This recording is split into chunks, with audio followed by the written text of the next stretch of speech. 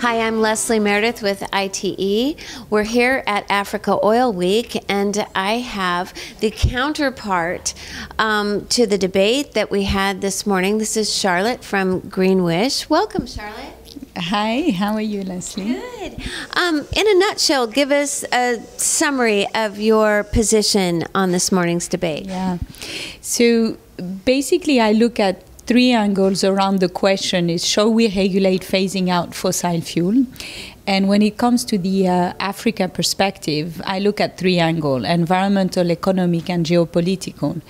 And my biggest priority is looking at the economic aspect and the economic impact, of fossil fuel in the context of Africa.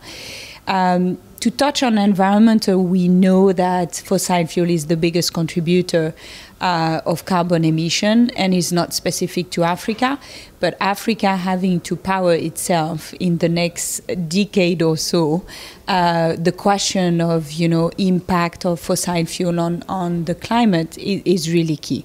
And you already have some cities like Lagos that are suffocating with the fumes of diesel. So this is not a minor point.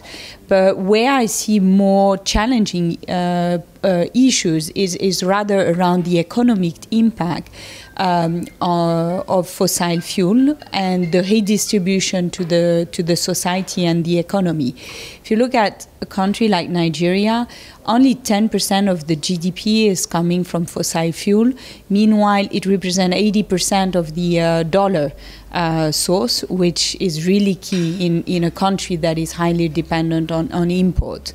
So my big question here is, many of these countries that have fossil fuel resources have suffered from the Dutch disease, which is over-reliance on one source of income and not a proper long-term strategy to reinvest the proceeds of this fossil fuel income into a proper diversification of the economy.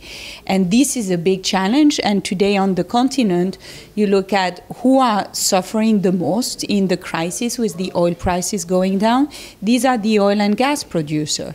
So take Nigeria, take Angola, take Chad, take Algeria. All these countries have been highly impacted. Now, when it comes to the energy mix, I'm not an ayatollah of renewable only and fossil fuel never.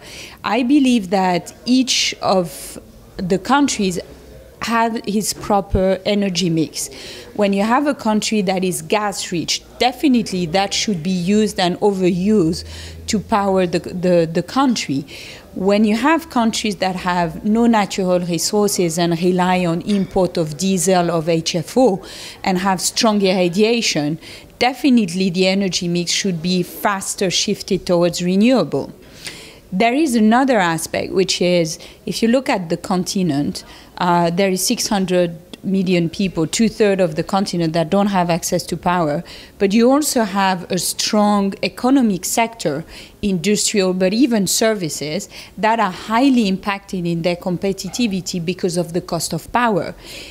Africa, with this level of cost of power, cannot be an industrialization center. It has been shifted to China. It has been shifted a little bit to North Africa. But there is a major issue on the competitivity of the continent because of the shortage and high cost of power. When you can integrate some today very competitive sources of energy in decentralized mode, like solar power, even storage. Today, storage has decreased by 4 times in the last 4 years.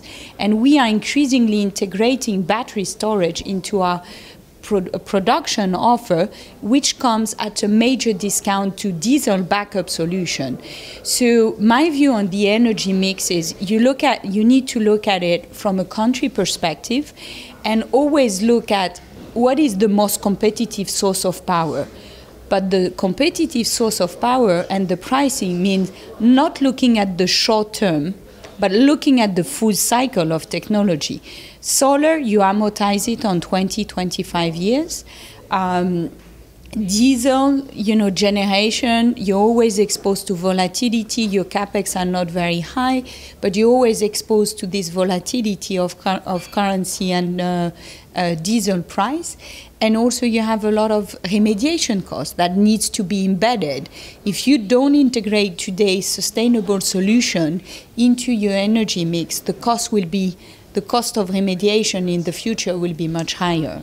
I understand. So what I'm hearing you say is that there's not a one-size-fits-every country's solution, and it's important to plan and tailor a solution or an energy mix to each location and sort of where they stand from an economic perspective. Yeah, that is exactly the situation. And there is one more thing, is in terms of the planning and the strategy of government. Equal treatment in terms of tax and subsidy of different sources of energy. That is a key element. Look, I have this figure in mind. In 2011, we assessed $50 billion subsidy to the oil and gas sector in the African continent, which frankly is needed. When people cannot pay the power at real cost, for sure you need to have this kind of subsidy. But there is another way to look at it. 50 billion, that is the capex for 33 gigawatts of solar power. That is access to electricity for $300 million people. So my view is when you inject subsidy, to support electrification of your country, it's better that you diversify a mix of short-term, which is every year you need to fund, again, subsidize your fossil fuel, or allocate a portion to capex that, solar is just one investment. Afterwards, there's minimal operational costs. Mm-hmm. So, it's always long-term strategy versus short-term fix. And this, I think, needs to be strategized properly for long-term growth of every single country. Okay. Well, we understand your view. Thank you so much. Thank you.